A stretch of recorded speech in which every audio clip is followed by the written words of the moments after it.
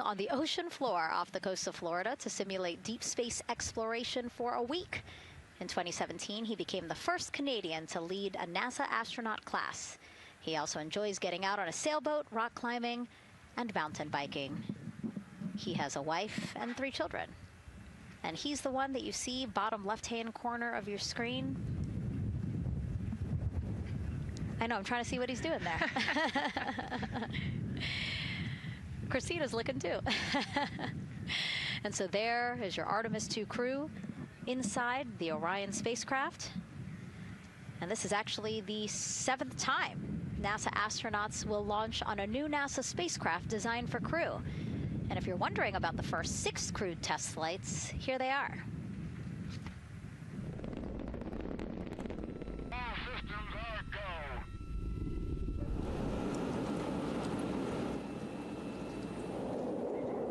go. Gemini 3, Gus Grissom, John Young, March 23, 1965. Apollo 7, Wally Schirra, Don Isley, Walt Cunningham, October 11, 1968. Space Transportation System, or STS-1, John Young, Robert Crippen, April 12, 1981. Then NASA SpaceX Demo 2, Doug Hurley, Bob Behnken, May 30th, 2020, followed by NASA's Boeing crew flight tests. Butch Wilmore, Sonny Williams, June 5th, 2024. And now,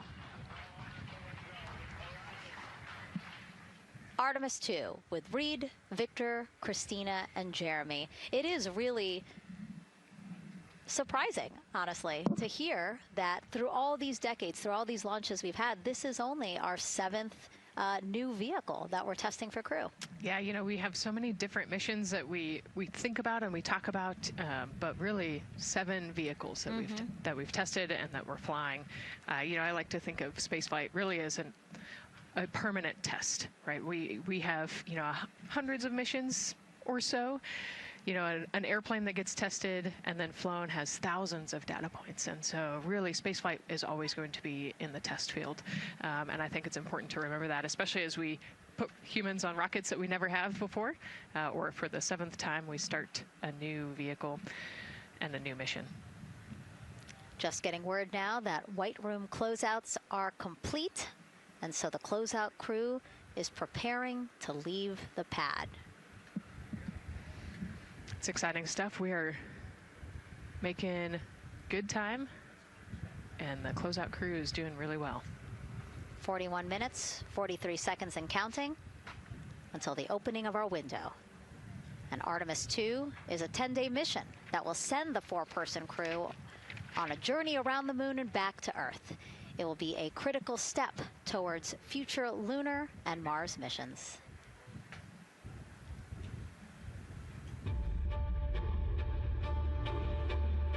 We're going back to the moon because it's the next step in our journey to Mars. We need to go explore the moon. There's vast regions of unexplored areas with the coldest, darkest places in our solar system. This is a test mission, and when we get off the planet, we might come right back home. We might spend 3 or 4 days around Earth. We might go to the moon. That's where we want to go, but it is a test mission, and we are ready for every scenario as we ride this amazing space launch system in the Orion spacecraft. But another reason we're going back to the moon is to fulfill NASA's mission, which is to explore the unknown in air and space, to innovate for the benefit of humanity, and to inspire the world through discovery. And when we succeed and when we accomplish the things that we set out to accomplish, that inspiration not only can set up new things to happen, but it also is a reminder in tough times that we're capable of doing great things when we work together. The thing I love about the moon is that it's not just a beacon for exploration and this platform of possibilities for incredible missions like this, but it has benefits. That's actually why we're racing towards it. Those benefits are really wide in nature. You have everything from innovation, technology development, not only for future missions going deeper into the solar system, but technologies that come back to Earth. You have inspiration, a whole generation of people starting this pipeline of STEM workers and manufacturers and operators that are excited to see what you can do when you work hard and you come together as a team. When I think about the 4 of us flying around the far side of the moon, seeing that Earth rise, taking images and video and sending them back to you. The feeling that I have inside is hope. We know that Artemis 2 is not the solution for humanity on planet Earth, but it is a contribution in the positive column. We hope that just for a moment that people will pause and say, wow, it's extraordinary when you look back upon the Earth with over 8 billion people, and you see this concrete example of what humanity can do, this extraordinary thing when we set big goals and CDR entity to achieve them.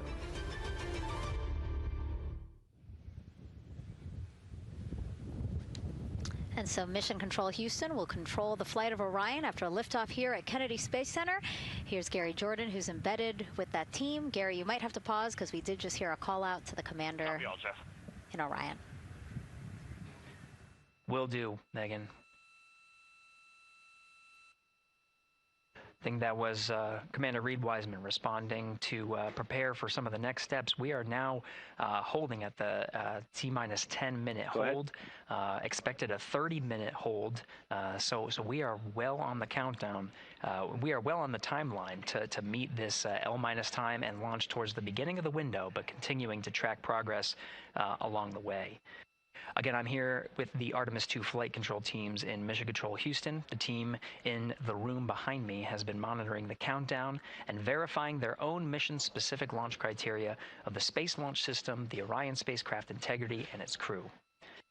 During the final poll before launch, if all looks good from each of the flight controllers in this room, Flight Director Judd Freeling will report a go for launch from Houston Flight.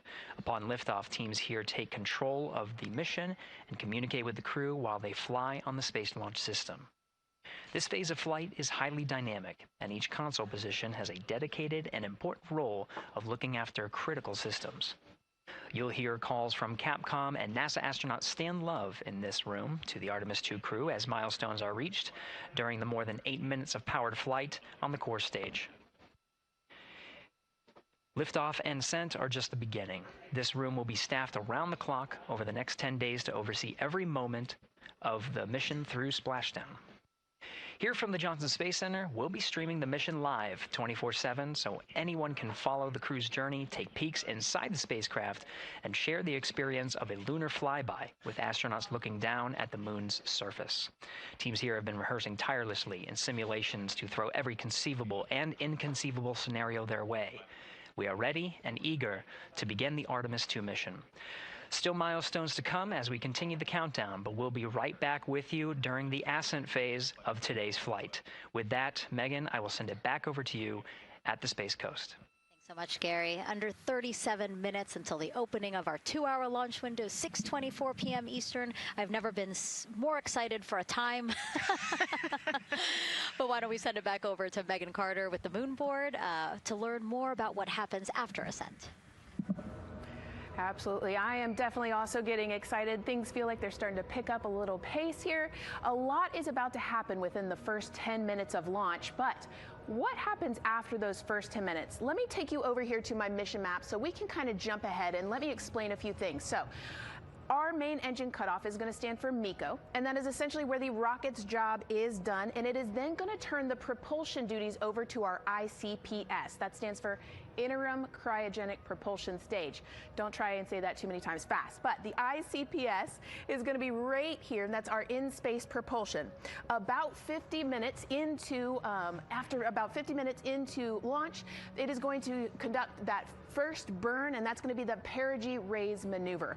Essentially what that is going to do is going to raise the spacecraft from a lowest point of Earth just a little bit higher into space, and then they are going to conduct that nice path. It's going to set them on that nice circular path around the Earth. That's when they're going to start to be able to really check out the spacecraft. The Orion spacecraft is going to be able to, like we've talked about, be maneuvered by the crew. They're going to check out those life support systems, and communication checkout's going to be vital at that point as well, obviously. Then they will be conducting that another burn, and that's going to raise them just a little bit higher again. And then they will, it'll be about time for the ICPS to separate, and they will start another lap around the Earth as well. Now, the ICPS, but even after it separates, its job will not be done because they will have the opportunity to conduct something called the Proximity Operations Demonstration. And this is going to be really important for our future lunar missions missions because the ICPS actually has a target on it, and the crew is going to have the opportunity to manually maneuver these spacecraft like we've mentioned and practice those docking maneuvers. Now obviously they will not be docking for this mission, but that is again going to be critical for those lunar missions in the future. Now, all right, after that ICPS has separated and they've done that second lap, they're going to conduct 2 more burns. And what these burns are going to do is set them up to the high enough orbit and a fast enough speed in order to conduct the translunar injection. This is going to be that critical moment and that critical milestone where they are going to produce about 6,000 pounds of thrust. And this is that point that is going to take them out of low Earth orbit into deep space, and it's going to set them on that nice path towards that lunar flyby. And I know we have talked a little bit about why this could be a record-breaking flyby and journey to the moon. And with that, I'm going to turn it back over to Megan so she can tell us just why. Yeah, she's talking about the distance record set by the Apollo 13 astronauts in 1970. They were 248,655 miles away from Earth, and this Artemis 2 crew might surpass that on flight day 6 when they fly around the moon by more than 4,000 miles. Yeah, it's a long ways. It's tough to fathom 250,000 miles from Earth, right? I mean, space, the space station is only 250 miles, and so we're going, I don't want to do the public math, but we're going much further than that. But it's important, right? Because we want to get back to the moon. We want to see the surface. We want to see the far side of the moon. And the way we do that is by breaking distance records. Yeah, and the exact distance record depends on exactly when they launch, like the time, the day. So we'll learn more as we go into this 10-day mission with the Artemis 2 crew. But here we are, 32 minutes, 50 seconds and counting from the opening of our launch window. Feels really, really surreal here as more and more people come to gather on the press site lawn here at Kennedy Space Center. Why don't we take a look at this video that we have here? Some familiar faces who wanted to wish our Artemis 2 crew a safe journey. Reed, Victor, Christina, and Jeremy, you are the real deal. You're flying to the moon for all of us, and we are in awe. You're the true heroes. You are not just astronauts. You are pioneers, venturing deeper into the unknown. But you are not alone. We will be all cheering you on from planet Earth. Hey, I'm Victor Wembanyama, and I play basketball in the NBA. But I'm not only interested in shooting hoops. I'm also interested in shooting stars, dark matter, and all other types of astronomical phenomenon. And to the Artemis 2 astronauts who are shooting for the moon, I wish them good luck and Godspeed. Hi everybody, I'm Ryan Gosling, and I play a biologist who goes to space to save the planet in the film Project Hail Mary. But the Artemis 2 astronauts are going to space for real, and they will travel farther from Earth than any humans in history. Sending all our best wishes to the Artemis 2 crew. I just want to say how proud I am of each of you and how inspired you make me. But it's not just about me. Your mission is going to inspire future generations of scientists, engineers, athletes, and dreamers to do something that they never thought possible. Hey, it's Roy Wood Jr., and I want to wish the Artemis 2 crew a happy and safe journey to the moon, well, around the moon. To go around. I know what you're doing. You got to look for a parking space. This is to go around the moon, make sure it's somewhere to park, and then you park journey. Good luck.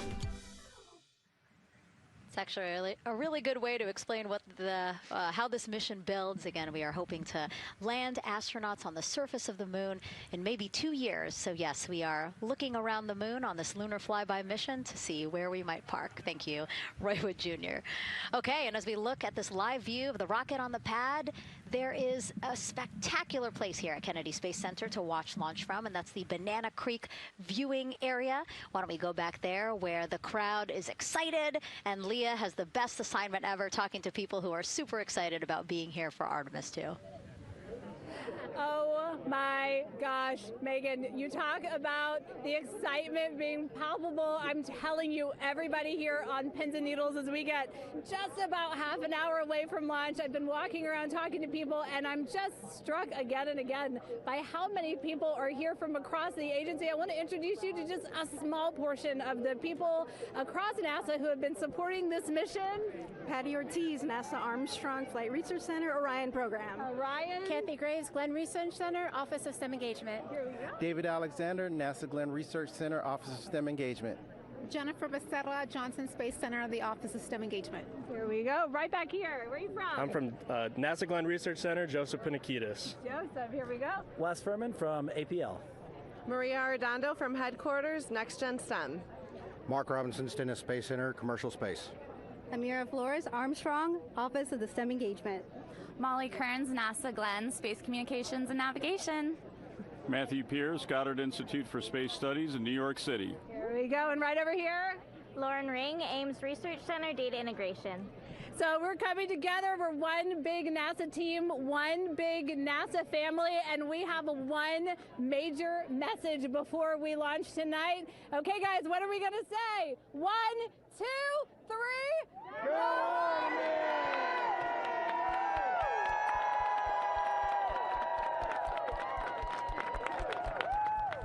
Oh my gosh. Oh my gosh, that made me so emotional. That was so inspiring to see. I mean, wow. Yeah, that was great.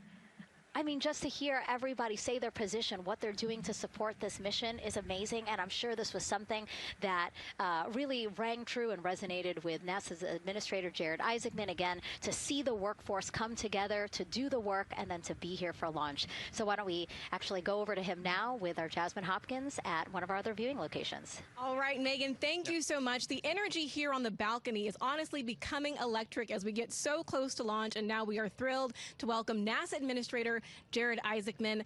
Jared, we're really entering a golden age of exploration. How will Artemis 2 set the pace for the coming years? Well, I mean, Artemis 2 is the opening act, right? This is the test mission.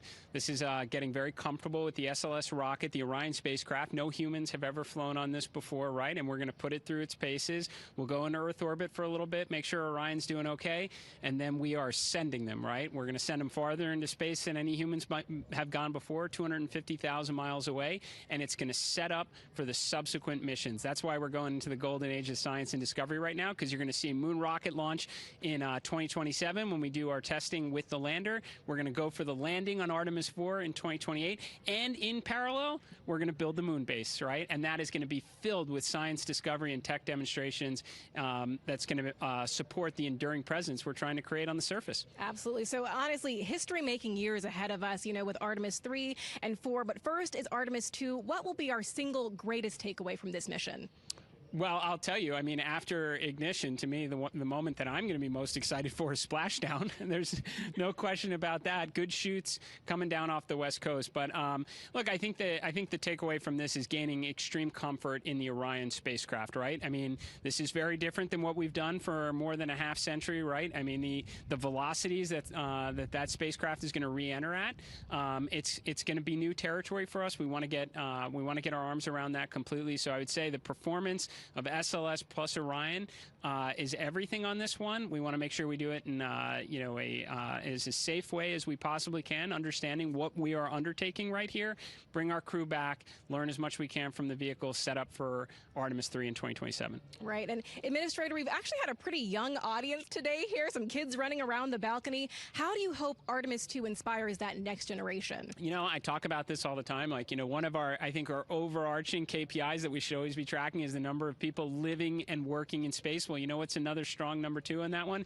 It's the number of kids that are dressing up as astronauts for Halloween, so that they grow up, that they're inspired to want to join in this grand endeavor, whether they come work with us here at NASA or they join in industry, but they're helping humankind venture out farther, pursue all the secrets of the universe. Yeah, I think we'll see a lot of kids dressed as astronauts this year. And finally, Jared, you've really made it a personal mission to get to know the people behind the work at NASA. Do you have any final thoughts, any final words before today's history-making launch? Yeah, well, one, I want to express a lot of appreciation. I'll tell you what, the 4 astronauts on top of Artemis 2 know this. It takes an army to pull a mission together like this, right? Across all 10 of our centers, all of our commercial partners, the international partners that come together to make this possible. My sincere appreciation for everyone who is currently working the mission right now, so getting them ready for launch, that will be watching over them in mission control, recovering this crew when they splash down off the West Coast. I have complete trust and confidence in your abilities.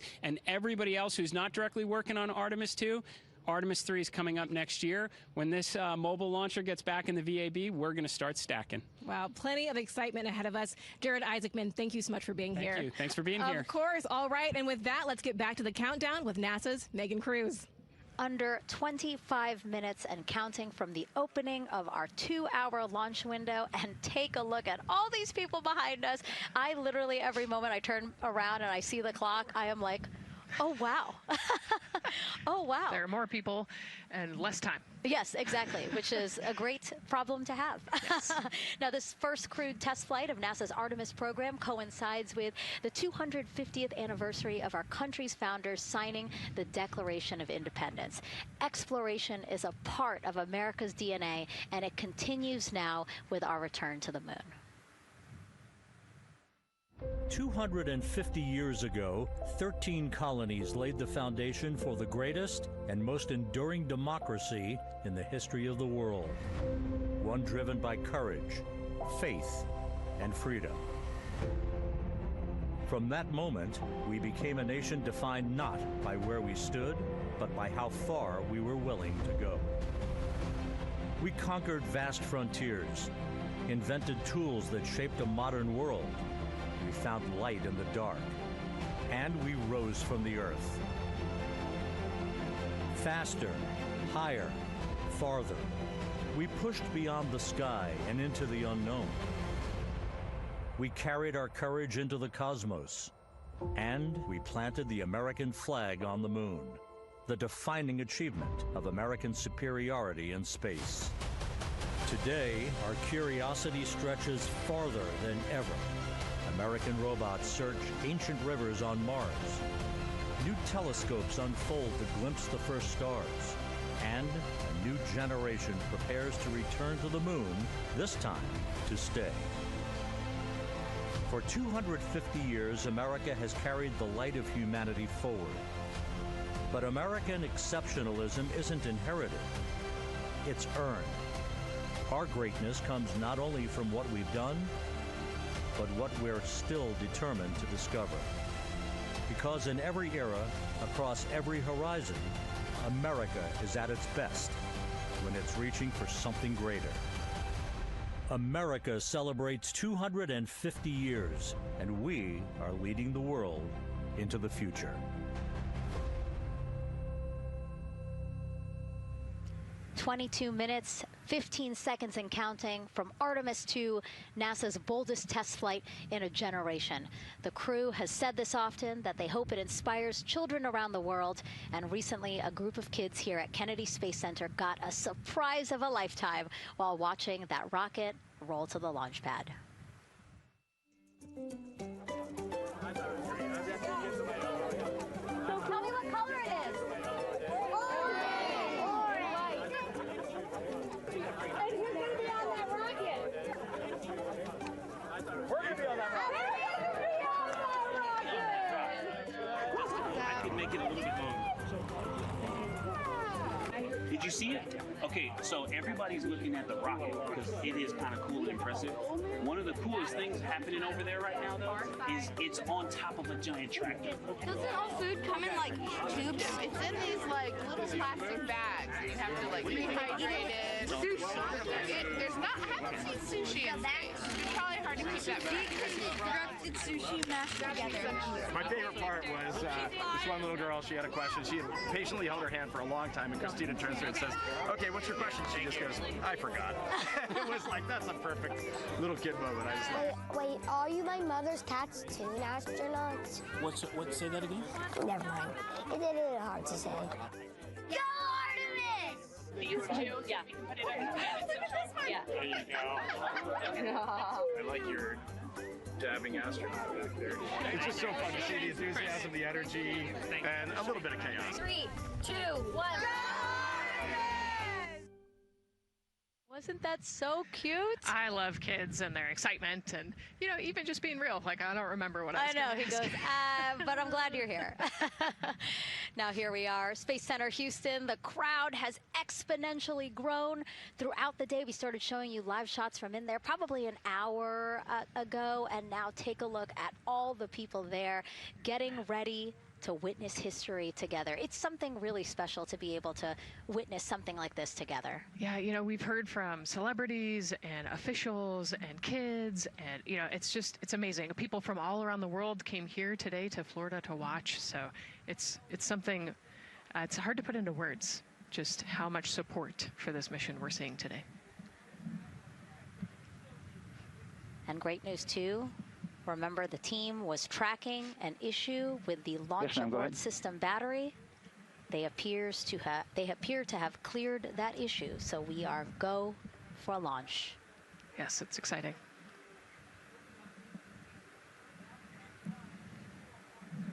U.S. Space and Rocket Center here, Huntsville, Alabama, waving to the Artemis II crew sitting right there inside Orion.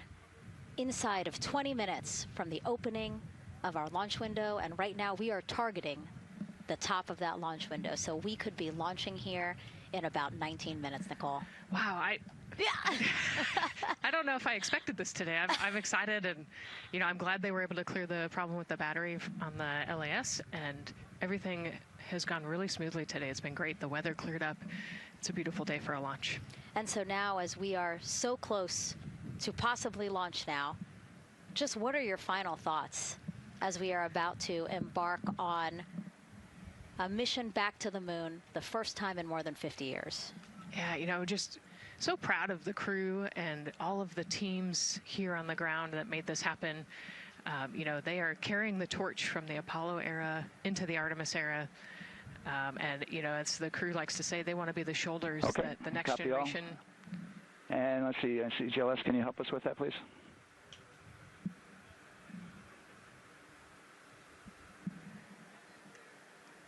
They want to be the crew wants to be the shoulders that the next generation can climb on. 001.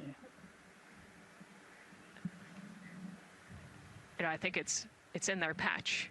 We're going for all. It's in the name of their capsule, integrity, representing humility and the professionalism of everyone that got them there today. So proud of them. We love them. We're excited for them, and we cannot wait to see what they see. Just leveraging everything we've learned so far as an agency, taking us from Apollo now to the launch pad here, 39B, with Orion and SLS poised to again fly us into the history books. And before we leave you now here at the host desk to get back into operations, we just wanted to answer one question for you guys. We asked you earlier on today, what are you most excited for? And we asked you to go vote on Instagram and Twitch. Instagram, you guys said launch. Twitch, you guys said lunar flyby. So I think you guys will all be very excited since we are now about 17 minutes from the opening of our launch window today. And so with that, as we approach terminal count, let's send it back to Daryl Nail in Firing Room 1. Daryl. All right, thank you, Megan and Nicole, and just want to give you an update on the launch abort system that you just reported that they cleared. They believe, they're convinced, this is an instrumentation failure. So there are 2 batteries on the LAS. The LAS, of course, and with the help of my 2-year-old son's model rocket, Daniel said I could use this, so it's okay. The LAS is right here. It's the tower above Orion. Orion capsule's inside of here. It's used to pull Orion off the rocket in case the rocket is something's going on with the rocket, either on the pad or in flight. 2 batteries are bad. Well, I'm sorry, one of the 2 batteries reported an out-of-family temperature, and it was very much out of family. And so they checked their data going back into the vehicle assembly building where they recharged the batteries and worked on them. And they have good, solid data, they reported, that tells them that this is an instrumentation failure, that there's something wrong with the sensor. And so they took it before the mission management team, which has to accept the risk, any changes to launch commit criteria, which this would be one, and they all fully accepted it. So now we are clear as far as that constraint is concerned. And one quick thing as we count down now, we are getting into the final minutes before liftoff. There's a 2-hour window. We haven't quite set the T0 yet, but this is a list of the cutouts. There are 150 cutouts that are included for this 2-hour launch window, and that's important. They're in very small print. That's important because there's basically 16 minutes inside this window that they cannot launch. And these are because of small things flying in orbit. There's a lot more things in orbit than there were back in Artemis 1 when we had 35 to 40 cutouts. For that reason, because of these 156 cutouts, they're going to be managing the launch window as we go forward. So they may have to wait out one of these cutouts. They range in time between 2 seconds to 23 seconds, but you'll hear the NASA test director talk through that. We're getting ready to merge that loop from NASA test director Jeff Spaulding.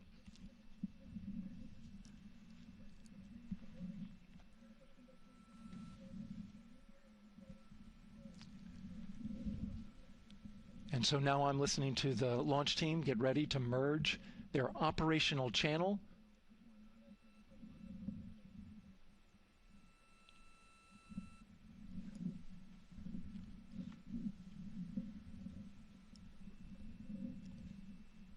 We're now entering one of the most consequential phases of launch day, and that's terminal count, the final 10 minutes. And OTC, NTD on 212 for comm check.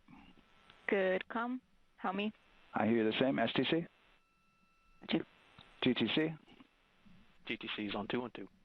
All right, copy that. NASA Test Director Jeff Spaulding confirming communications with his team.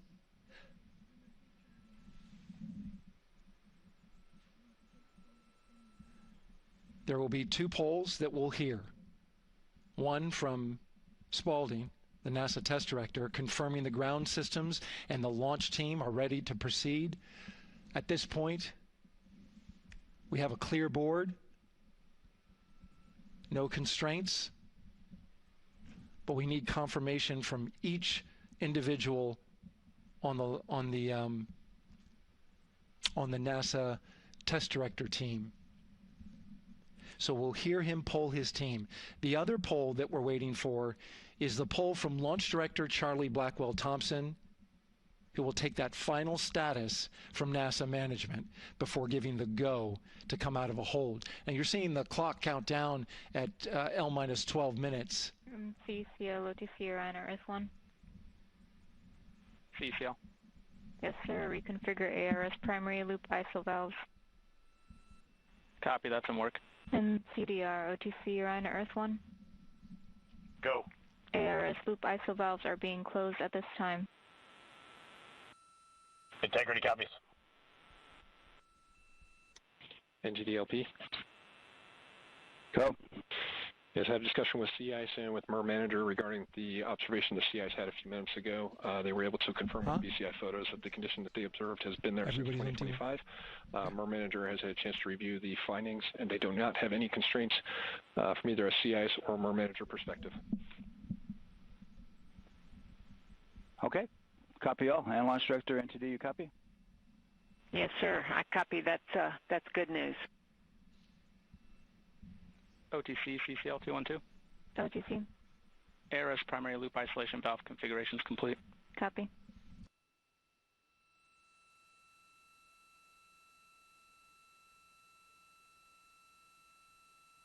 And CGLS NTD, cancel pending, please.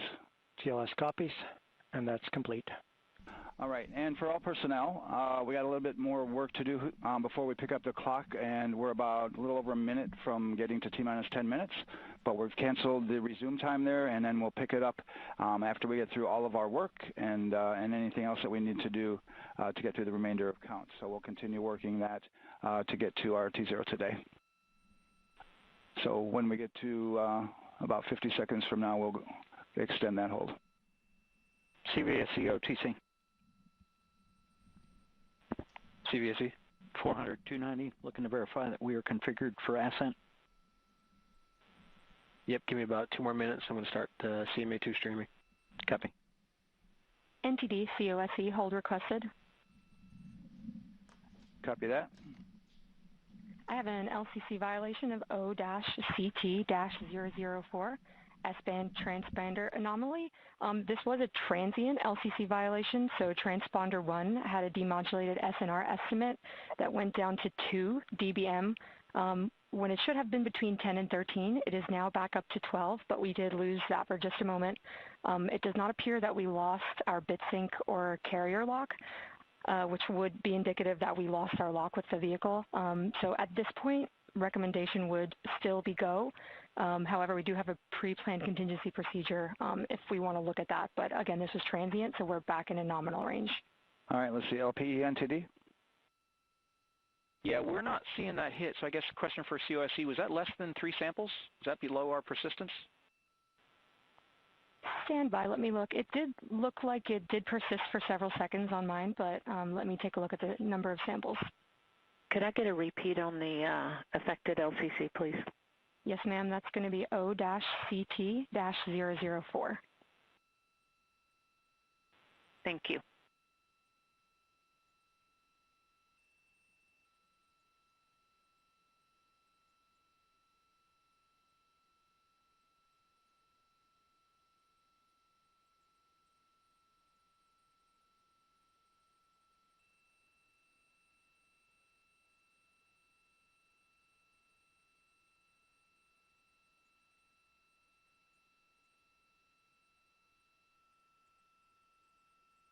Yeah, us taking a look at the data right here, looks like that was a single sample.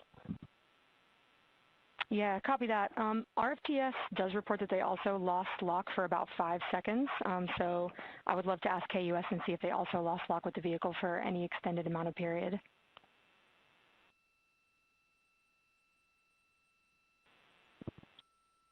And COSE, while we're doing that, these are 1/10 hertz measurements, correct? So we would have had to lose it for over 10 seconds to get a second sample?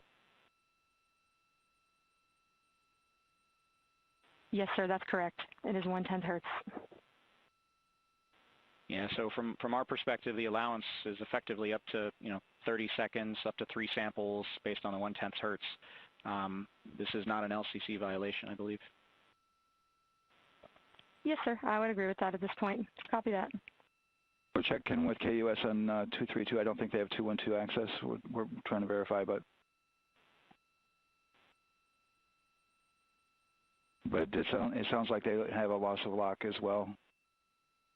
About 2 seconds. Okay. And I guess for both KUS and COSE, do we have lock now? That's affirmed. We do have lock for COSE.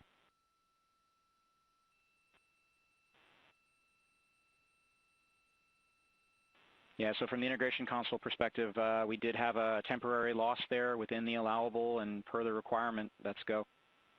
And this is Houston Flight. We have lock and we have good telemetry here in GSE. And KUS has reported too, they have good lock now. So with all of that, OSC, then are we going to go configuration per your LCC? Yes, sir. Recommendation would be go. Okay. LPE, you concur with that? Yes, sir. LPE concurs go. And Launch Director? Yes, sir. Launch Director concurs go. All right, and I'm going to go ahead and just verify everybody has everything else complete, Launch Director, and if we do, we'll be ready to pick up the poll at that time, unless there's something else that you're aware of. No, sir. Let's verify all our work is complete, and I would like one last check of our constraints list. All right, let's see. OTC, are you still waiting for ComConfig, or are you? That is affirmed, sir. Okay, is that your only open item? Yeah, OTC, this is CVSC. That 400 step 290 is complete. Copy. Okay, so OTC, you're complete with all of your work? That's affirmed. All right, copy that. STC? STC is complete. And GTC? GTC is complete. Okay, excellent. All right, and LPE, just want to verify we have no open constraints at this time. No open constraints. We have a clear board, sir. Okay, tracking the same here. And Launch Director, with that, we are clear and ready to pick up the launch readiness poll with your go. All right, sir. I am go for the poll. All right. And for all personnel, this is the NTD conducting the Artemis 2 launch readiness check. Verify ready to resume count and go for launch. OTC. OTC is go. STC. STC is go. GTC. C's go. MCO. TO's go. Safety Console. The Safety Console is go. LPE. LPE's go. RTD. RTD's go. Houston flight. Houston flight is go. Rock. Rock is go. And CDR. Crew is go. Copy that. Thank you, Reed. And Launch Director, NTD, our launch team is ready to proceed at this time.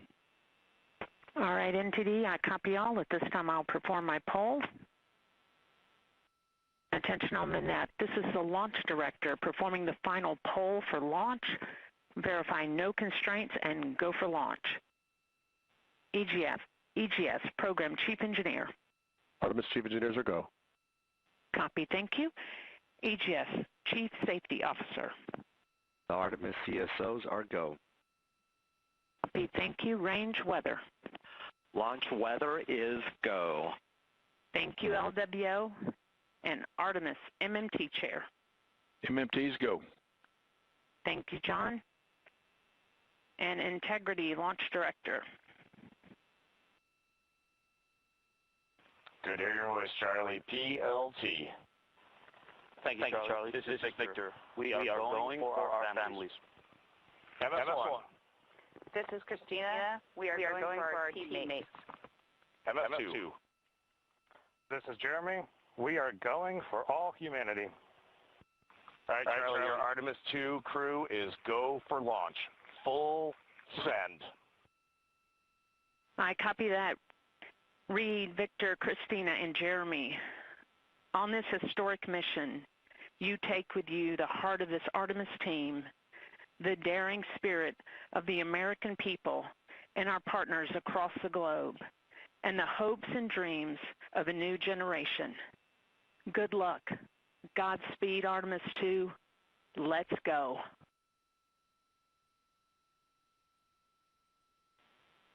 And NTD Launch Director. Go ahead, Launch Director. Yes, sir. You have a go to proceed with countdown. Copy that. I'll put it in work. CDR, NTD. Go. Your risers and initiate short purge per your EPROC 10.1.1, steps 8 and 9. 10.1.1, 8 and 9 going to work. Copy. CVSE NTD, start and verify recordings of our Orion cameras. Copy. Okay. Well, there you heard it.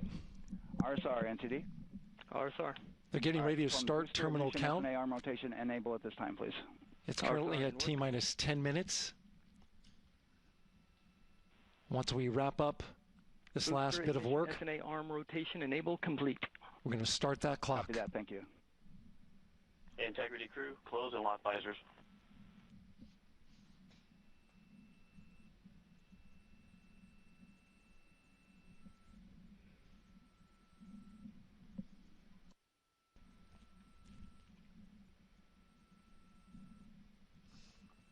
You heard an issue, worked in real time with telemetry lock on the Orion. It was transitory. It was very short. They checked the data, confirmed that they had a good lock.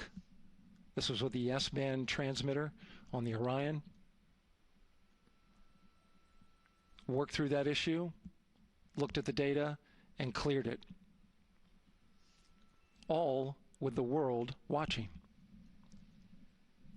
Impressive work by the launch team.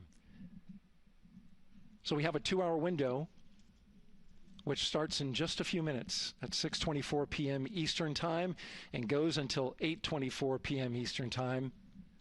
And ECL NTD will be waiting for your verification on the short purge. ECL copies. And for all personnel, once we get that short purge verification, we'll verify that we are clear to go, and then we'll proceed with the terminal count.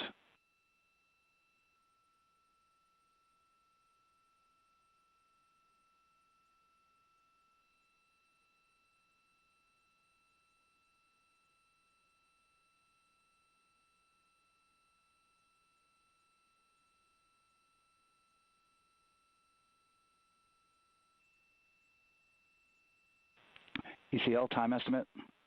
About a minute. Copy.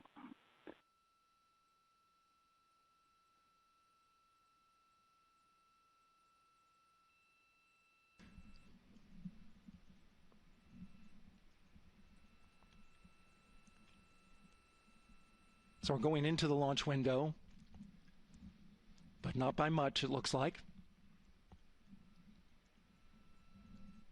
Just wrapping up some final work. And once that's completed, you'll hear NASA Test Director Jeff Spaulding ask for the ground launch sequencer operator to go ahead and start the clock. The ground launch sequencer is an application software. It runs on top of the launch control system in the firing room, acts like a conductor of an orchestra, executing hundreds of commands in precise order and timing. It's all autonomous. Entity CCL 212, short purge initiation is verified. All right, copy that, and we're verifying our constraints.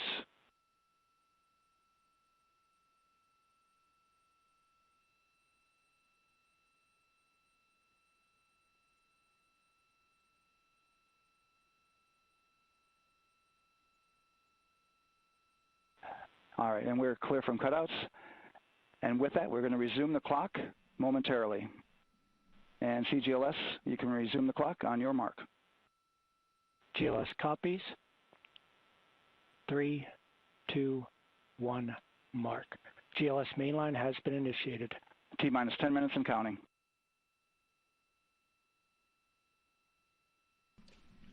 And that begins terminal count. Our new T0 is 6:35 p.m. Eastern Time. 6:35 p.m. Eastern Time. We are now counting down to liftoff of Artemis 2.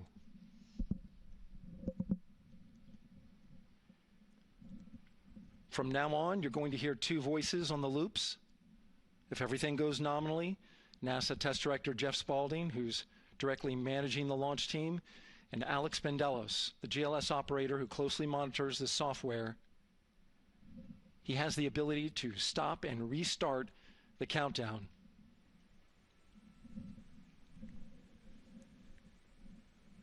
A lot of people ask about whether there's a launch button. There certainly is not. Flight and rock.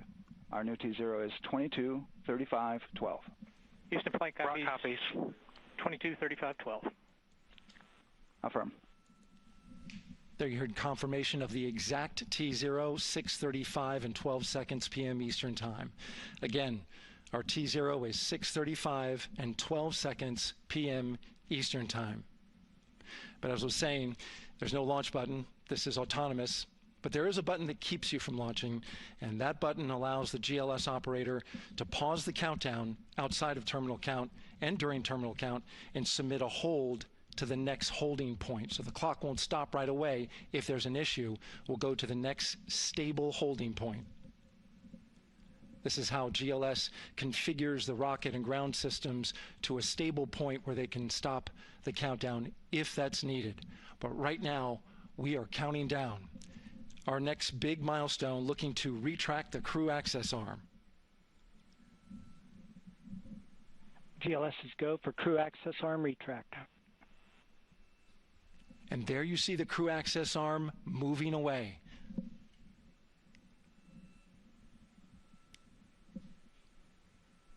That's the path that the astronauts took to ingress into the rocket.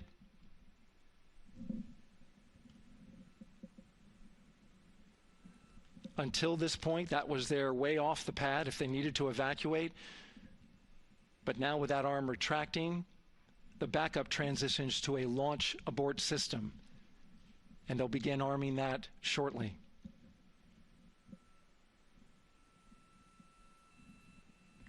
Of course, the launch abort system, great shot there of the crew access arm retracting away. The launch abort system is the tower at the top, and that's what would pull Orion and its crew off the top of the rocket in case of an emergency, whether it's on the ground or in flight. This is critical safety hardware that protects the lives of the astronauts.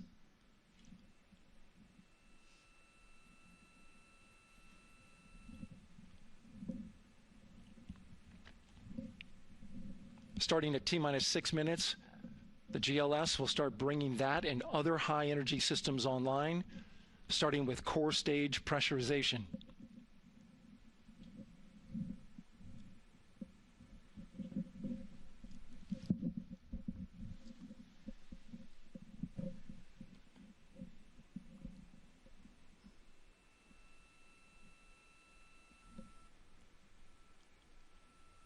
Weather is 90% go.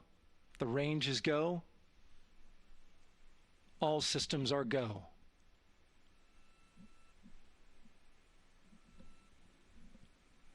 GLS is go for core stage tank pressurization. That means the replenish valve for the liquid hydrogen tank has now closed, and that tank is beginning to pressurize to flight levels because that hydrogen is naturally boiling inside the tank. We'll get the liquid oxygen tank a little later in the count. Now the team is waiting for verification that, if needed, the Artemis II crew could use the launch abort system to pull Orion safely off the top of the rocket in an emergency. Let's listen in for that call. GLS verifies last capability available. And CDR, do you copy? CDR copies, last available. That's great news, and you heard the NTD verify that with the commander of the mission. GLS is go for FTS arm. Now work is being done to arm the flight termination system.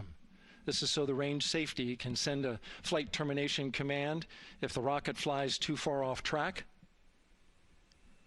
There's a brief built-in delay, so the launch abort system has time to pull the astronauts to safety first. GLS is go for LH2 high flow bleed check. All right, the high flow bleed check.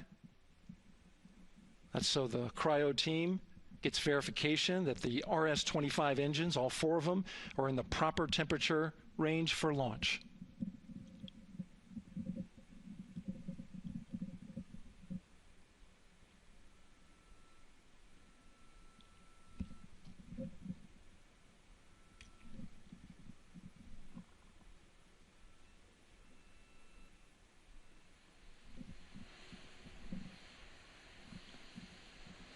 GLS is go for core stage APU start. Core stage APUs start. Those are auxiliary power units, high-speed turbines which provide pressure to hydraulic pumps that steer the RS-25 engines. We're going to see a gimbal test a little later at T-minus 2 minutes and 30 seconds. This is what allows that to happen.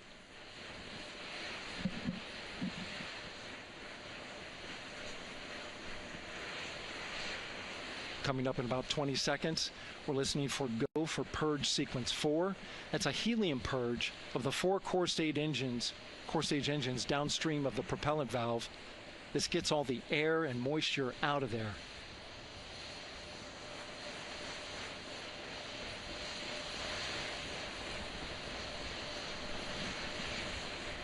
GLS is go for purge sequence 4. Moving through the milestones. All is looking good.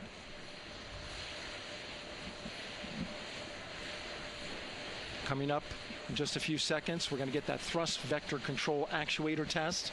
This is a gimbaling of the engines.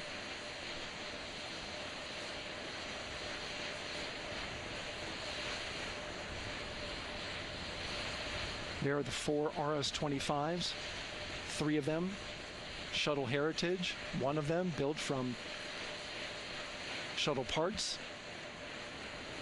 And there you see them moving.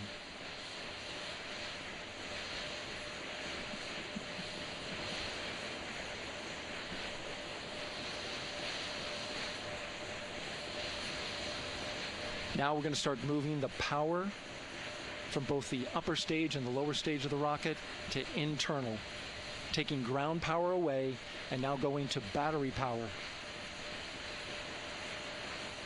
GLS is go for upper stage to internal power. All right, power is removed from the rocket's upper stage, the ICPS, and it's been switched to battery. Same milestone for the lower core stage coming up at T-minus 1 minute and 30 seconds. Right now, the 4-person Artemis II crew is 248,000 miles away from the moon. And if all goes well, they will fly by it in 6 days. GLS is go for core stage to internal power. All right, there's the rocket's core stage, which houses 3 flight computers, is now on its own power. There's no more hold time because there's no more margin on these batteries. So we would have to recycle back to T-minus 10 to recharge if we had a hold.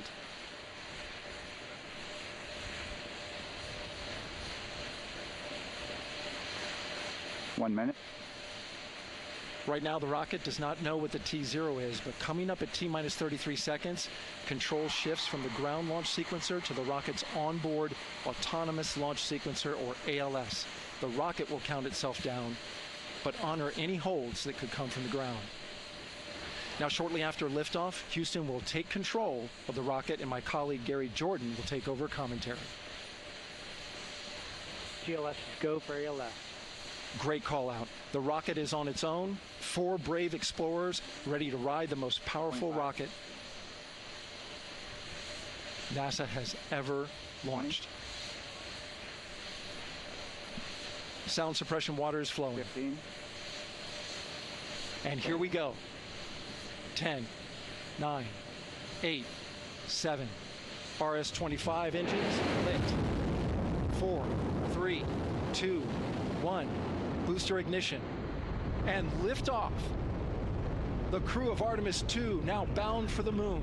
Humanity's next great voyage begins. Good roll pitch. Roger, roll pitch. Houston now controlling the flight of Integrity on the Artemis 2 mission around the moon. Integrity, AMT high. AMT high. On time passing 30 seconds into the flights. Integrity passes the alternate beacon. Target milestone. Mission Control Houston seeing good performance on the 4 main engines. Space Launch System core stage. Integrity, 3 miles in altitude. Traveling more than 1,200 miles per hour.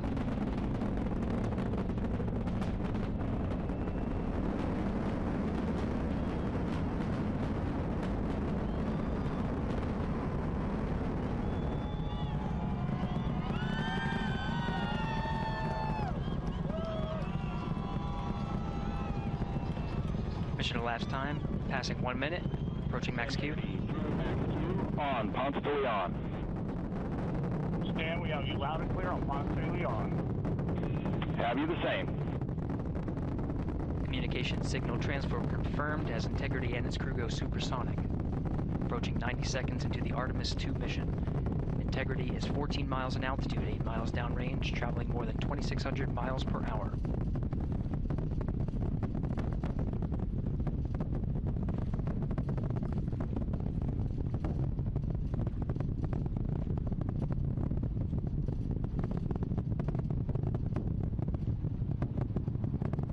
One minute 50 seconds of mission elapsed time, standing by for main engine throttle down to 85%, ahead of solid rocket booster separation, expected at the 2-minute 9-second mark.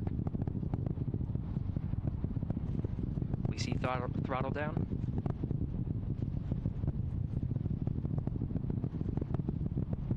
Confirmed separation. Main engine's throttling up, guidance converged.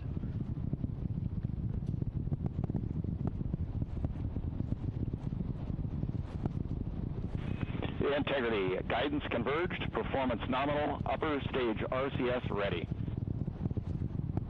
Copy all, Stan. Integrity, SM priming complete. SM priming complete. 2 minutes 45 seconds of mission elapsed time into the Artemis 2 mission. Thrusters on Integrity and upper stage confirmed in a ready state, ahead of service module fairing separation.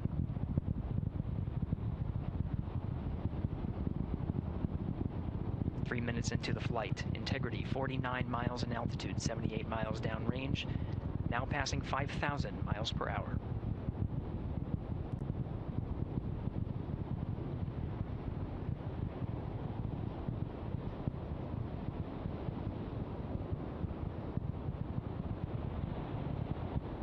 Standing by for launch abort system jettison. Houston Integrity, good last jettison, great view. Copy jettison, Team Eco 8+02. We see the same on board, Stan. And Houston has you loud and clear on Tigris at the Kármán line. Outstanding, Stan. We have you the same. 3 minutes 50 seconds into the flight of Artemis 2, Wiseman, Glover, Cook, and Hansen cross the boundary to space with good comm checks. GPS signals acquired after last jettison now working on internal checks to verify accuracy. Flight Dynamics Officer analyzed the time of main engine cutoff, confirmed at 8 minutes 2 seconds, time of MECO.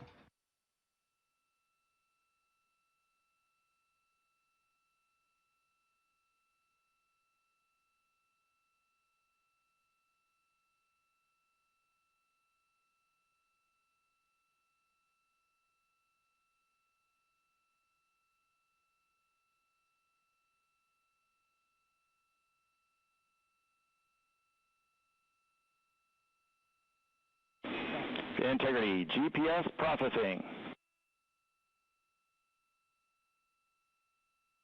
Outstanding, Stan. We see the same, and we have a beautiful moonrise. We're headed right at it.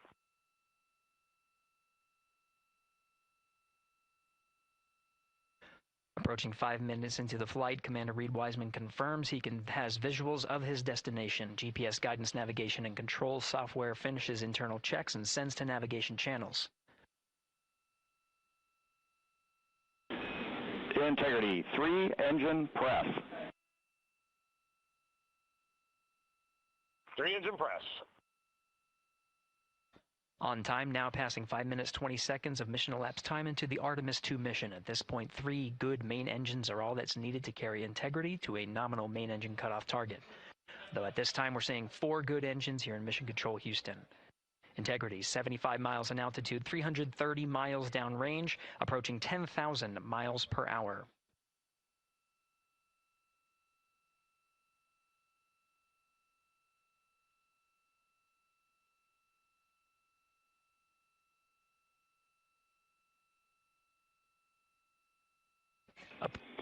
Integrity, looking good at 6 minutes. Same on board, Stan. Good trajectory and engine performance. Booster officer will soon report the shutdown plan to Flight Director Judd Freeling, expected at the 7-minute mark. Integrity, 78 miles in altitude, 460 miles downrange. Integrity, expect nominal shutdown. Integrity copies nominal shutdown.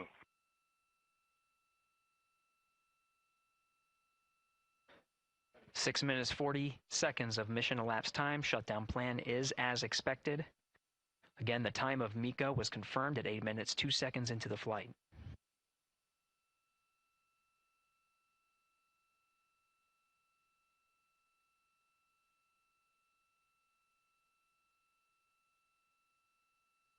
Seven minutes of mission elapsed time. Throttling down as we approach the abort once around option. Milestone at the 7-minute 30-second mark. Now 84 miles in altitude, 650 miles downrange, traveling more than 15,000 miles per hour. Integrity, AOA open. AOA open. The window is now open for an abort once around option that would target splashdown in the Pacific Ocean. Still following nominal ascent at this time.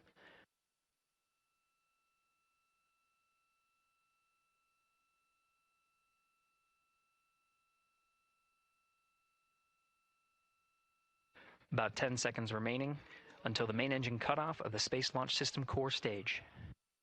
Standing by for confirmation of MECO and core stage separation.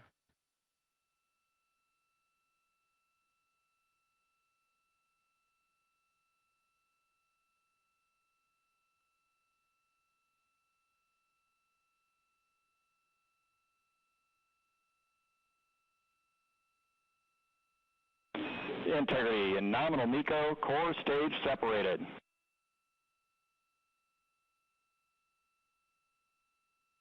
We see the same on board, Stan.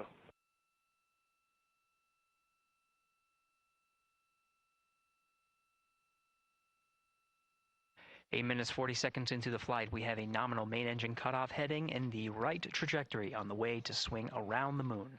Core stage has separated, done its job. The Space Launch System upper stage, the interim cryogenic propulsion stage, or ICPS, still attached to the Orion spacecraft.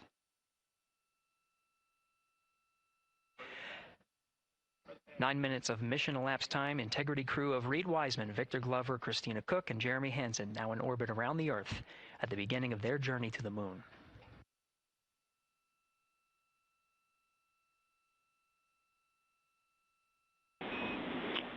Integrity Houston, looking ahead to PRM numbers so far per the pad.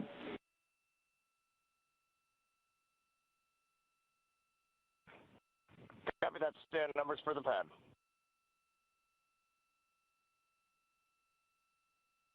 Capcom Stan Loves now reminding the crew that the perigee raise maneuver time of ignition is as expected prior to booster ignition.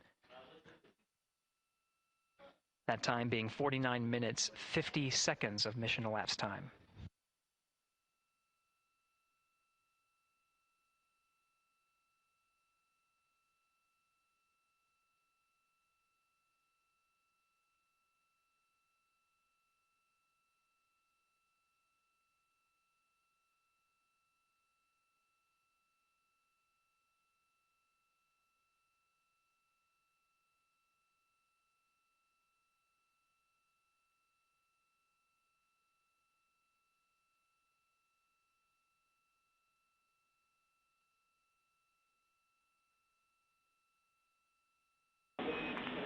Integrity, good. Neds deploy.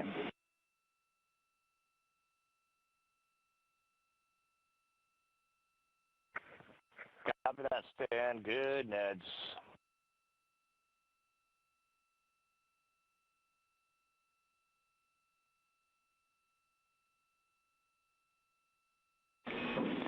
And Integrity Houston for PWD setup. Just a reminder, halfway open on the secondary. We copy that, Stan. Halfway open.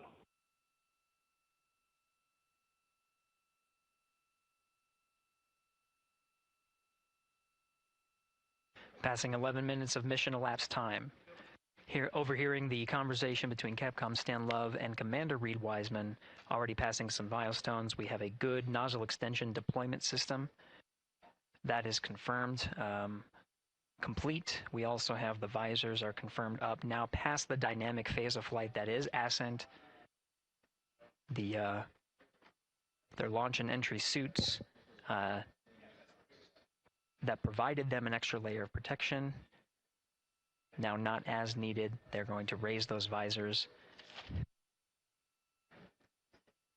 And later in today's mission, they will begin to egress or get out of the suits to begin some of their initial tasks of activating some of the systems aboard in the Integrity spacecraft. It's passing 12 minutes of mission elapsed time. Again, the perigee raise maneuver that's targeted near 50 minutes of mission elapsed time, 49 minutes, 50 seconds. That's what the crew is going to be working towards. The Commander Reed Wiseman, pilot Victor Glover will focus on preparing for that milestone. In the meantime, mission specialist Christina Cook and Jeremy Hansen will start some of the activation of environmental control life support systems. You may hear confirmation of their activation over the Orion to Earth communication network.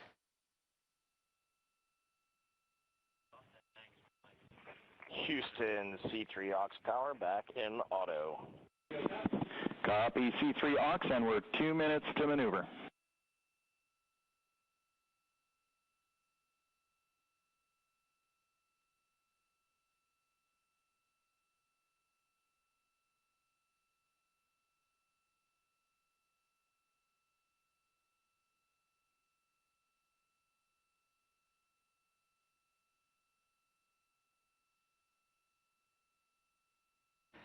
"13 minutes and 30 seconds of mission elapsed time. We're going to continue to follow the crew of the Artemis 2 mission. They are beginning their journey around the moon to verify the systems that will take us to its surface. An incredible ascent. Artemis 2 is underway. Reed Wiseman, Victor Glover, Christina Cook, and Jeremy Hansen begin their journey to the moon. Still milestones to come up as we await solar array deploy and the critical burns that will get Integrity into high Earth orbit around the Earth before engines are fired to get us around the moon. We'll keep tabs on Integrity and its crew from here in Mission Control Houston. But for now, we're going to send it back to you, Megan and Nicole at the Kennedy Space Center. Very jealous to hear how the launch experience was over on the Space Coast. Yeah, Gary, if people are just joining us, welcome back to the Space Coast, where we just saw Artemis 2 lift off 14 minutes ago. And wow, what an amazing launch, and an emotional one, too. As soon as the rocket lifted off, Nicole, you had tears in your eyes, I had tears in my eyes, and we had all these people around us cheering. It was amazing. Yeah, the energy was wonderful. I mean, it was a beautiful launch. You know, we've got 4 friends and family members headed to the moon. It's pretty amazing. Yeah, how does that make you feel as someone who, you know, is an astronaut as well, but also, as you said, friends? Yeah, so proud of them.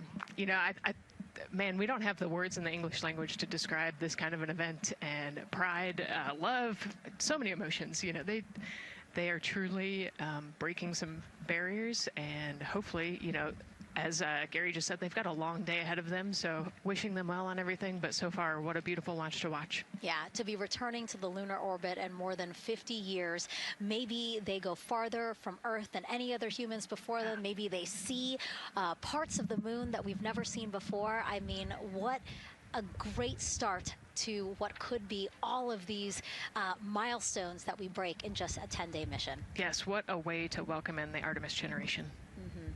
Yeah, how do you feel? I mean, we saw some beautiful shots we were covering of course, the rocket, of course, the Earth falling away as we continued up into our ascents, but also some of those crowd shots where we saw young and old just emotional, overcome by this history-making moment. Man, we are going back to the moon for all, and we saw that today. We saw that in all the crowds. And yeah, you guys just saw that view, the sunrise or sunset, I guess. They just made it over the crest of the Earth, and you could see the sun peeking over. One of my favorite views from space. And I can't imagine what they're looking at now, and I can't wait to see what they're looking at in about 5 or 6 days. Yeah, and you know, I know a lot of people are like, you know what, I'm surprised this launched on the first try, because we know, like any little thing, we have to be keeping safety in mind, and we want to make sure we're ready to go. But we were ready to go, and I think it surprised a lot of people.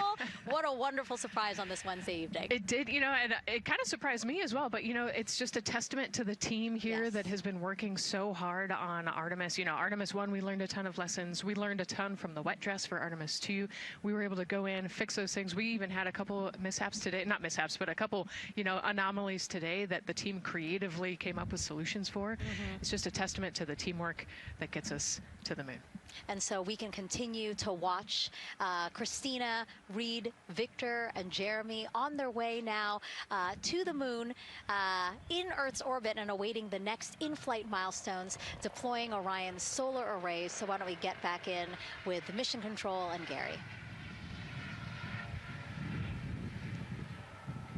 Hey, thank you, Megan. Again, we're following along in the action. It is a long day. They have a number of procedures they need to get to immediately in their timeline. And Integrity Houston, cross-tie is on board per the ETSI-DEM. We copy Houston. Thank you.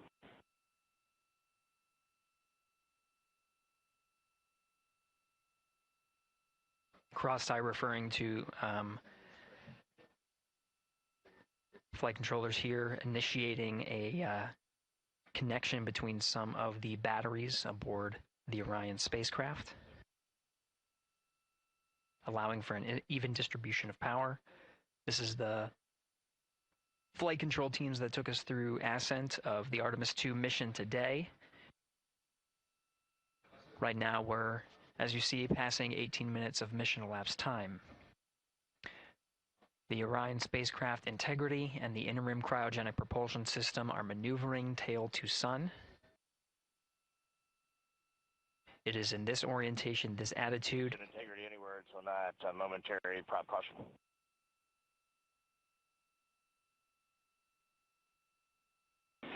And Reed, no action. We're looking at it.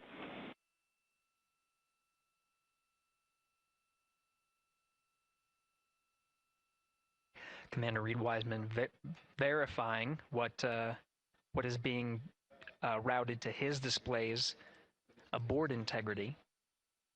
Propulsion engineer confirming that no action is needed at this time. They're pressing through with their nominal procedures to prepare for the perigee raise maneuver. And of course, the solar array wing deploy ahead of that. The solar wing deploy is a critical milestone. We'll continue to have our coverage follow the mission until that deployment. Successful launch is just the beginning. The deployment of the solar arrays and successful confirmation that those solar array wings are drawing power is a significant milestone and says to the flight control teams that we will continue on today's mission. Power needs to be drawn to continue through some of the next milestones. Until then, the AOA open option that was called up upon Ascent, the aboard once around, is the current option, and the board to orbit option ATO will be switched to a preferred mode at the time that the solar array wings are deployed and latched. It gives the flight control teams a little bit more flexibility. Integrity Houston, update on TDRS handover for your pad.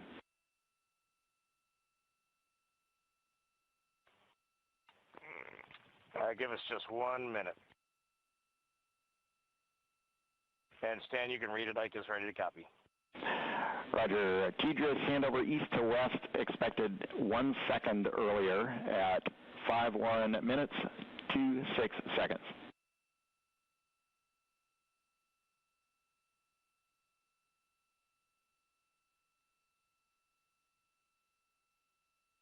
Hi, Stan. We copy 1 second earlier for 5126 TDRS east to west, and saws are starting to deploy. Thermal knives are firing. We concur. Thanks for the report.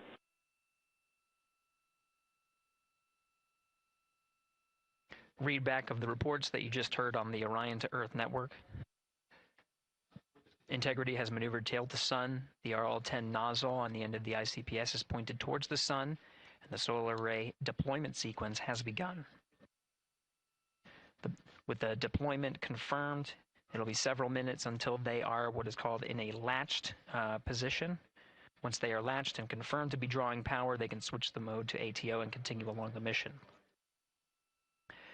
The teacher's handover at the pad, that message meant the crew was provided some preliminary numbers of when to expect handovers between the tracking and data relay satellites. Currently orbiting Earth at an altitude of 545 statute miles above the Earth, they are in a near-Earth network communication system. The tracking and data relay satellites, geosynchronous satellites that are stationed about 23,000 miles above the Earth. After the apogee raise burn that occurs later today, the burn itself will put them in an altitude that surpasses the range of the tracking and data relay satellites, and they will transition to the deep space network today. And Integrity, for prop messages, we see 2 temperature measurements right near the line. It's that momentary message you saw earlier. We're going to suppress those. It's CM helium heater 2 T1 and heater 1 T1. They're going suppressed. Integrity, thank you. We see the same.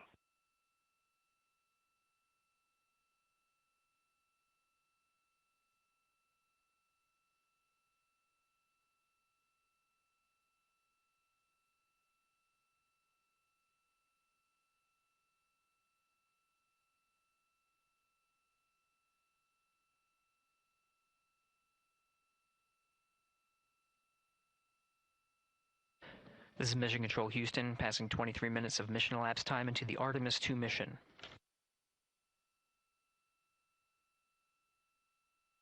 This is after a launch that began at 5:35 and 12 seconds Central Time, 6:35 and 12 seconds p.m. Eastern Time. Right now, the orientation you're seeing from our aero visualization that translates some of the telemetry that we're getting from the spacecraft and puts it into a model so you can follow along on some of the milestones that we are following here. The RL-10 nozzle that you see at the left end of your screen, though it is currently not firing, that nozzle is pointed towards the sun, and the solar arrays are currently deploying. From this visualization, they look fully stowed in a position. Integrity, we are happy to report that Jeremy has the O2 sensors on. Copy O2 sensors.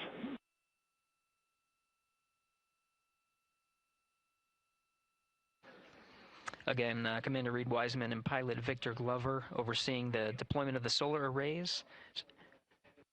And we'll follow the attitude maneuver changes ahead of the first burn of the ICPS engine, the perigee raise maneuver. Integrity Houston, we see 4 saws deployed and latched, ready for ATO preferred. Yeah, we're almost there in the procedure stand, and we see the same thing. And Integrity Houston, we are seeing a 7-second miscompare between the MET on Orion and ICPS. We'd like you to read us the MET from your center status bar and for the ICPS on StackSum.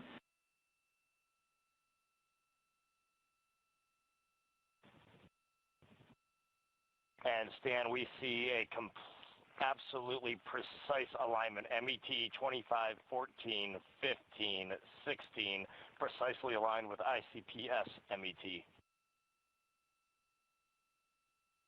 Copy, thank you for that. We'll investigate a ground issue.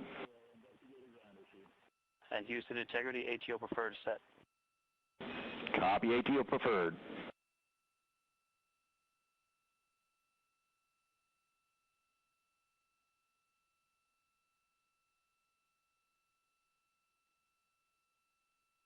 This is Mission Control Houston, 25 minutes, 45 seconds into the flight of Artemis 2. We have confirmation that all 4 solar array wings are deployed and latched. This is the configuration needed to switch to ATO preferred, which you did hear confirmed from pilot Victor Glover. That mode has been switched. There was also a discussion with Capcom Stan Love and Commander Reed Wiseman about the alignment of the MET clocks on the Orion spacecraft and the ICPS. Commander Reed Wiseman confirmed the clocks are in sync, no issues, they're going to investigate it on the ground. We're proceeding with today's mission. 26 minutes of mission elapsed time and counting.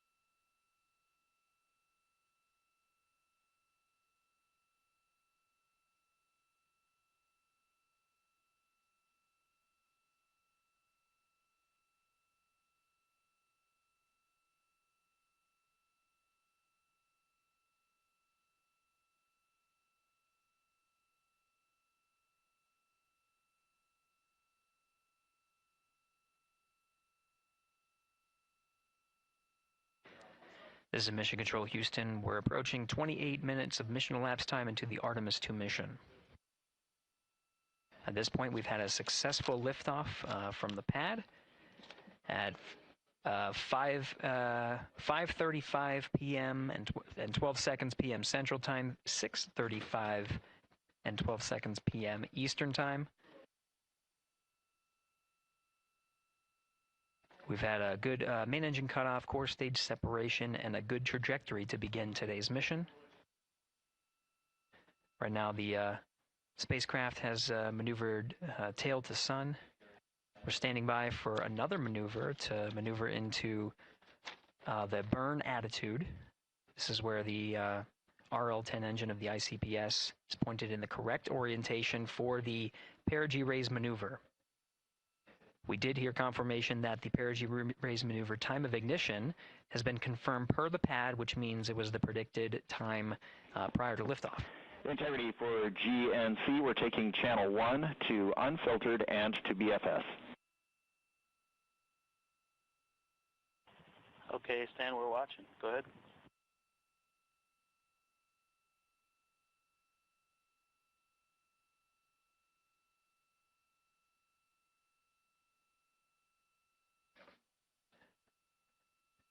Capcom Stan Love reading up to the crew of Integrity. They will switch the navigation source from channel 1, standing by for confirmation that that switch has occurred.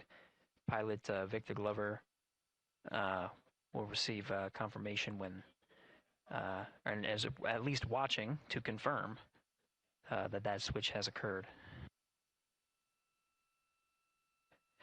Again, the perigee raise maneuver that we're heading towards, not too long from now, we're actually inside 20 minutes at this time from the time of ignition of the perigee raise maneuver. We did have a successful deployment and launched of all 4 solar array wings. This is the configuration needed to commit to the perigee raise maneuver. Of course, flight controllers here in Mission Control Houston will continue to evaluate that everything is good before committing to that burn. The perigee raise maneuver does raise the perigee, the lowest point in the orbit, from 15 to 100 nautical miles. The 100 nautical mile mark is needed to continue in low Earth orbit and hit the target for the apogee raise burn. That will put them in a high Earth orbit for the remainder of the day and set them up for the right position to execute the translunar injection and head to the moon tomorrow. The burn duration of the perigee raise maneuver is 26 seconds. A relatively short burn, but it does raise the perigee and do the job to get into the correct position before firing that main engine on the ICPS. The pad had a TDRS handover. This is the tracking and data relay satellites. East to west, they are geosynchronous satellites that are positioned around the globe. And as Orion makes its way around the Earth right now, above the west coast of Africa, at an altitude of about 923 statute miles, and counting.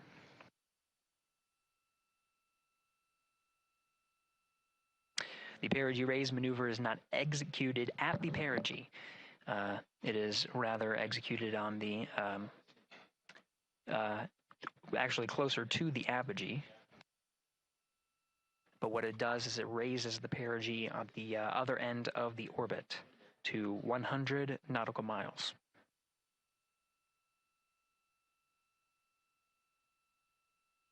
The 26-second duration burn does not conflict with the time that they've reported of the tracking and data relay satellite handover from TDRS east to west.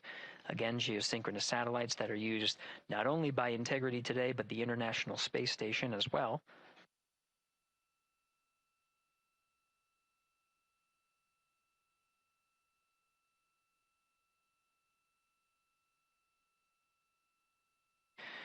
That time of handover is 51 minutes, 26 seconds. Plenty of margin before the perigee raise maneuver cutoff happens, and the trajectory is analyzed to see whether it was a good burn.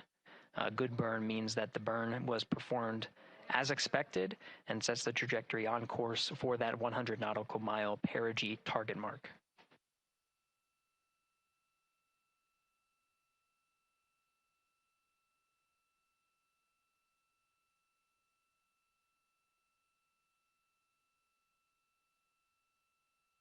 Again, for those sticking with us on NASA Plus and following along on our coverage, we will continue to follow and to cover the mission until,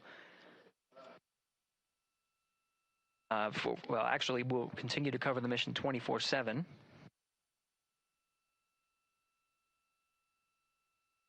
But we'll wrap up our coverage here shortly. And now that solar array wing deployment has occurred on NASA Plus and Amazon Prime. Again, we will continue coverage 24/7 at the NASA YouTube channel. For those that want to see all of the upcoming milestones, there are select times where we will be coming back to NASA Plus and other streaming platforms. You can go to nasa.gov to find the latest on when to find those activities. Given that this is an operational mission, we do want to make sure that we are maintaining transparency in the mission and providing you all the information on what's happening in space as Reed Wiseman, Victor Glover, Christina Cook, and Jeremy Hansen head on their mission around the moon.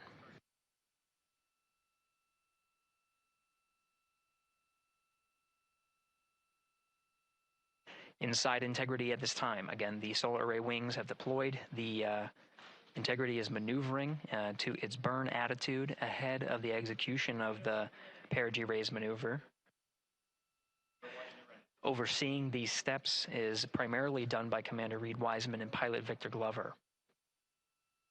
Mission specialist Christina Cook and Jeremy Hansen focusing on some of the system activation inside of Orion, namely the environmental and control and life support systems.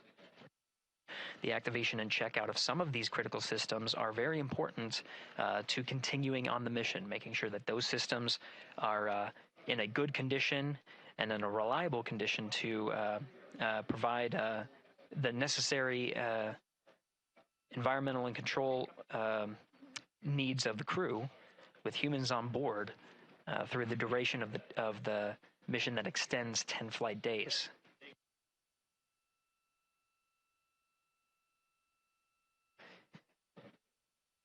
Standing by for an update to the perigee raise maneuver time of ignition.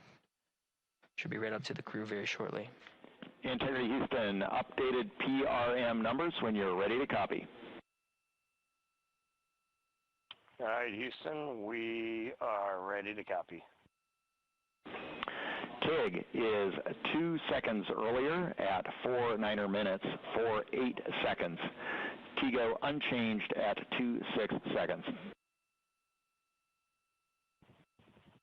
49:48, TIGO 26.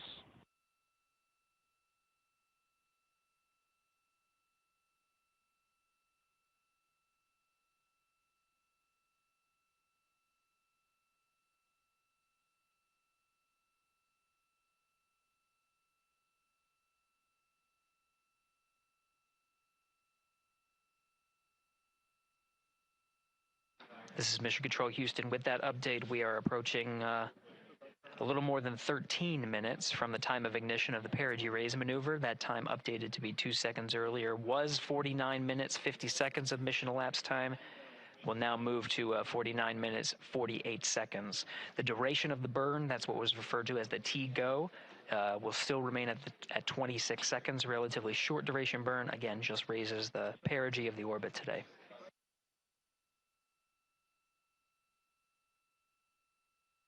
Making sure they hit the mark on that time of ignition is the primary concern of Commander Reed Wiseman and pilot Victor Glover. Mission specialist Christina Cook and Jeremy Hansen inside activating those environmental control and life support systems.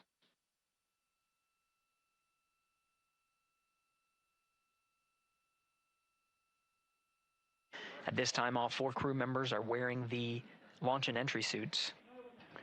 Integrity Houston, for Optimus on the PCD, we have time update instructions when you're ready.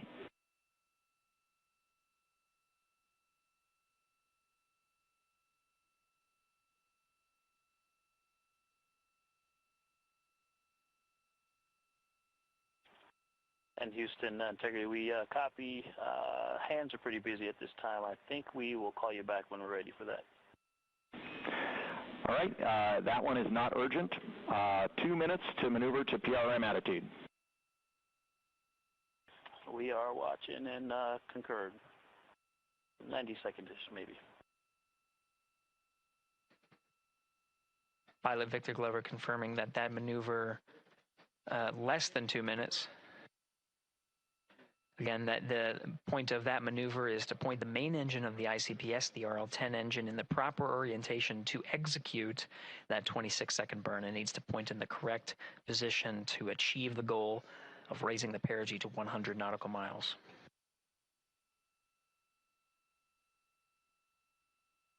You heard some of the environmental control system activations over Orion to Earth. Jeremy Hansen activated the O2 sensors. They'll be measuring the cabin of Orion.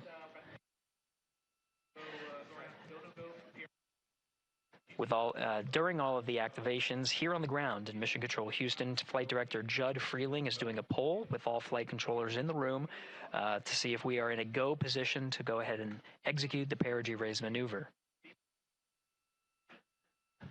Once concluded, Stan Love will report it back up to the crew, and we'll stand by for that.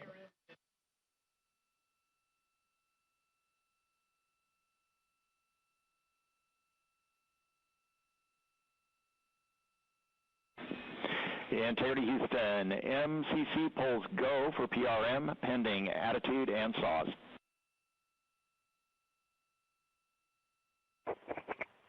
Hey, we copy. MCC is go. Maneuver starting.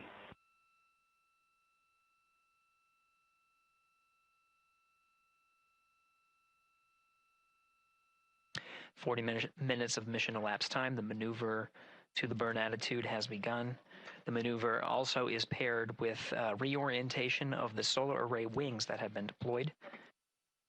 They will have various positions throughout the duration of the flight. Of course, solar array is meant to maximize the draw of power from the sun.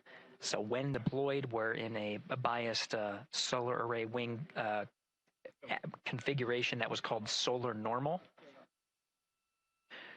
This allows for the greatest surface area of the solar array wings to be drawing power and powering up those batteries of integrity, of which a cross tie was enabled between the four batteries, the four battery buses that are inside of Orion.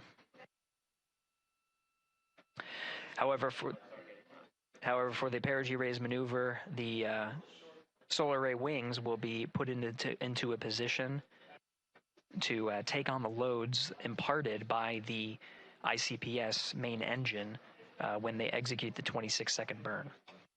You can see in the animation here, the solar array wings are in motion, and the attitude is being reconfigured to point the engine in the correct direction, those solar array wings being pointed forward.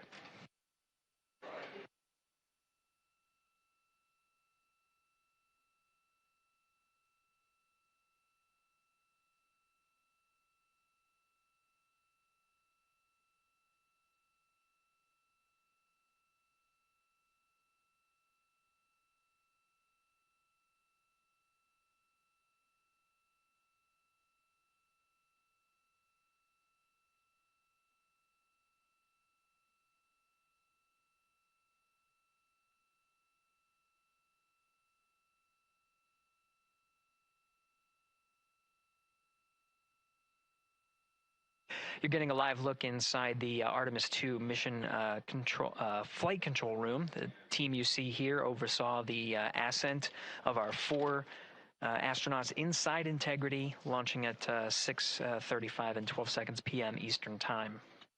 Now again, this room will be occupied 24 hours a day, 7 days a week, with flight controllers shifting on 3 shifts to oversee 24/7 operations of Artemis 2 while in flight. We will cover that live on the NASA YouTube channel, and we'll be covering that around the clock as we begin to wrap up our coverage here on NASA Plus. Before I do want to send it over to our colleagues at the Kennedy Space Center. And to my colleagues, it was a pleasure to join the teams at the Kennedy Space Center and be a part of such a historic launch. Here in Houston, again, we're turning our attention to the mission. And for now, we'll say farewell and thank you to our colleagues there for today's launch coverage. We'll see you again soon for Splashdown. This is Mission Control Houston, sending it back over to Megan and Nicole at the host desk. Thank you, Gary. And yes, it was such a pleasure to be a part of this historic mission that started right here at Kennedy Space Center. It was such an amazing sight to be a part of. And now, as Reed Wiseman, Victor Glover, Christina Cook, and Jeremy Hansen begin their journey, we here at the Kennedy Space Center are about to wrap our broadcasts. We'll, of course, though, have 24/7 coverage with our colleagues at Johnson Space Center starting as soon as we sign off, so don't worry. You can follow along our 4 astronauts every minute of their nearly 10-day journey to the moon and back. Nicole, I'll definitely be watching it, and I'm sure you will, too. Yes, of course. You know, they just started, right? The launch was beautiful. This was a historic day. They're on their way back to the moon for the first time in over half a century, but they've got a lot of work ahead of them, and so we're excited to see what they have to do and excited to test out the Orion spacecraft. This is a test flight after all, and we're excited to see what we can learn from this mission. Very humbling, inspiring. It was really amazing to be a part of this, and I'm so glad that so many people joined along by either watching here in person or watching online. And of course, Nicole, thank you so much for sitting through this, answering questions, adding so much context and information that really brought a lot out of what we saw today. Oh man, I had a blast. You're a rock star. You're a professional. Gosh, this was great. Oh, you're great. So this was a wonderful day. Well, again, thank you so much, and thank you to you for watching at home. You know, tonight we didn't just launch a rocket, we launched the next chapter of human exploration. Our Artemis 2 crew now on their way back to the moon, and we're taking you with us. So thank you again for watching, and go Artemis 2.